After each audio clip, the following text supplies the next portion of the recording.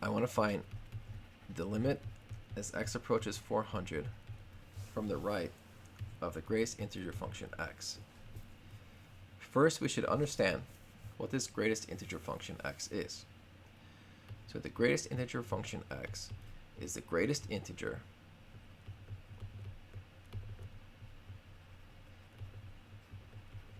that is less than or equal to x. If I look at 400.1, the greatest integer that is less than or equal to 400.1 is 400. If I look at 400.01, that's still going to be 400. And even if I look at 400.9, the greatest integer that is less than or equal to 400.9 is 400. So that it turns out that for any x between 400 and 401, here we're not going to include 401, the greatest integer function x will equal 400. So if I go look at my graph, I'm only specifically looking at a couple points. So at 400, 401, well, and let's also do 399. So at 400, we said it's going to be 400, and it's going to be 400 up until you reach 401. Likewise, if we look at 399, we know we're going to have to be between 399 and 400. So now, if I look at the limit as x approaches 400 from the right, I'm coming along this line right here at 400, and I reach this point. And this point right here is 400. Now let's prove it. Let's prove that this limit is actually 400. So we're going to be looking at this interval over here. The length of this interval is 1. So we're going to choose delta to equal 1.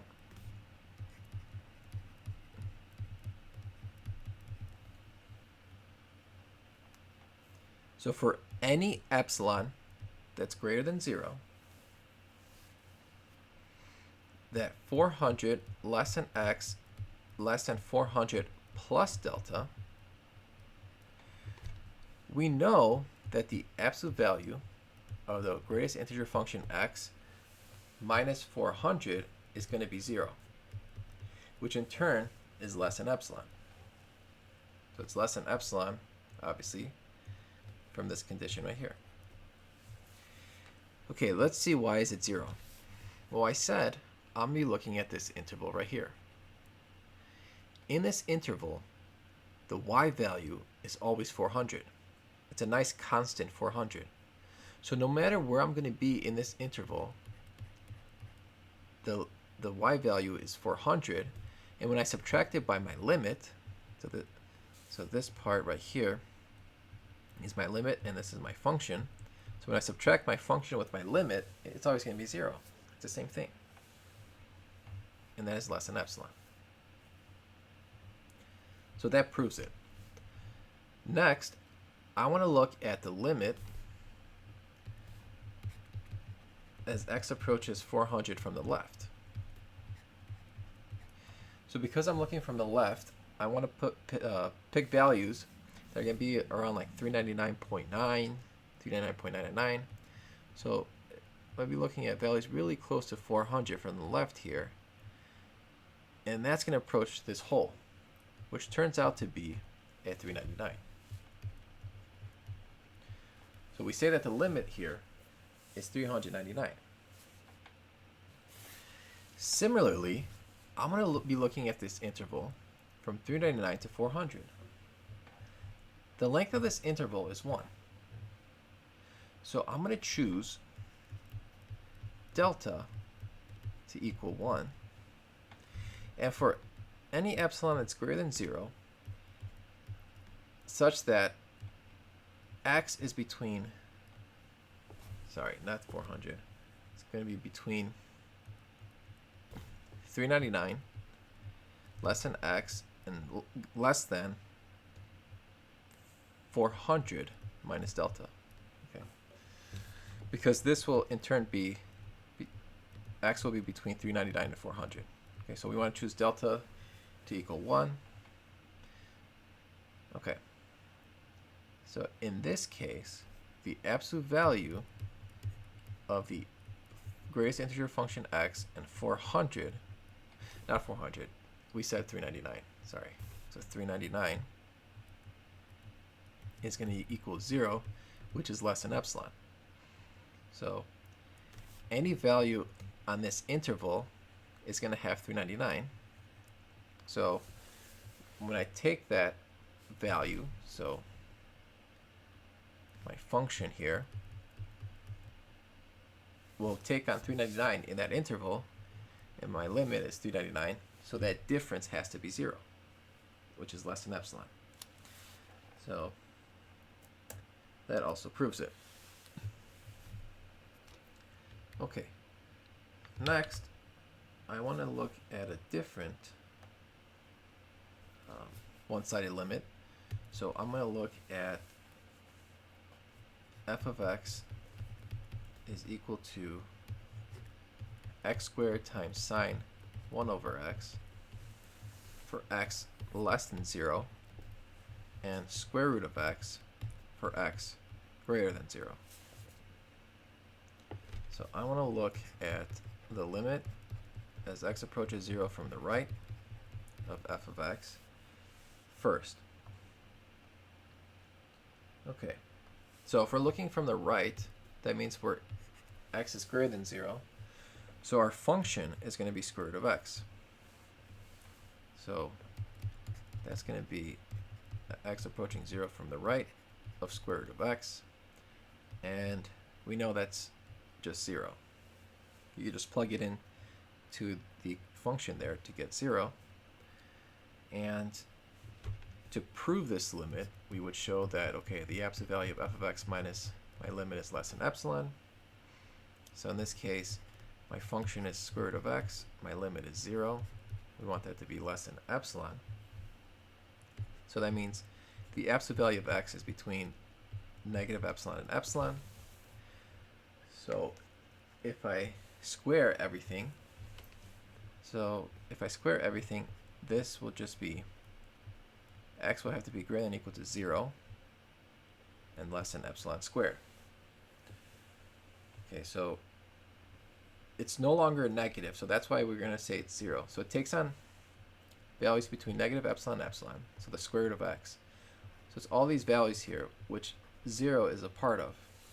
So when I square this thing, the negative values turn positive, and epsilon turns into epsilon squared. So it's going to be all the values between 0 and epsilon squared. Okay. Now I have my delta. So we're going to choose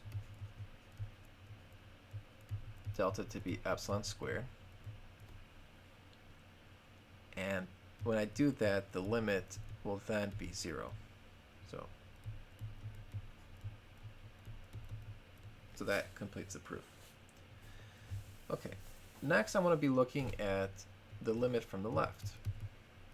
So if x approaches 0 from the left, well, if we're approaching it from the left, that means we're in this scenario right here. So our function is x squared times sine 1 over x. So I'm going to substitute f of x with x squared times sine of 1 over x. Okay. First, we know that sine of 1 over x is between negative 1 and 1. So x squared sine 1 over x is between x squared and negative x squared.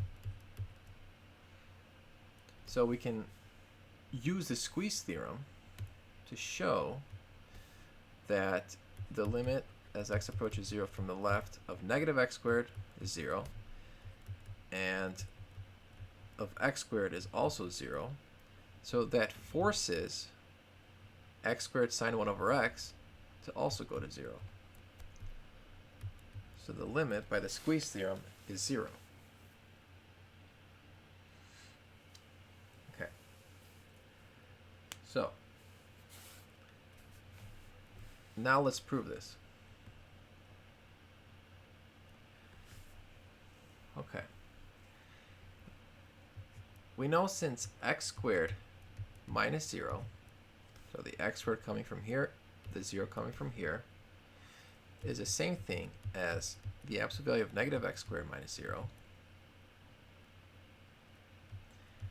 And that is x squared, which is less than epsilon. Okay. So we basically have a situation of f of x minus my limit less than epsilon. We're only going to consider x squared since we're basically doing a squeeze theorem situation here. So this x squared is over here.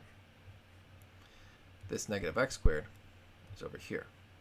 So in other words, we're looking at the bounds. We shown that the lower bound and the upper bound would be the same thing.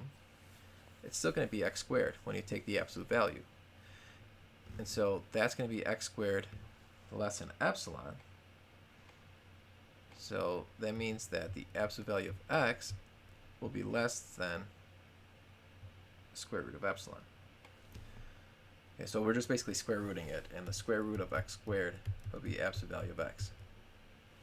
So we're going to choose delta to equal the square root of x, square root of epsilon, and get that x squared sine of 1 over x minus my limit is less than epsilon. That is if x is between negative delta and 0.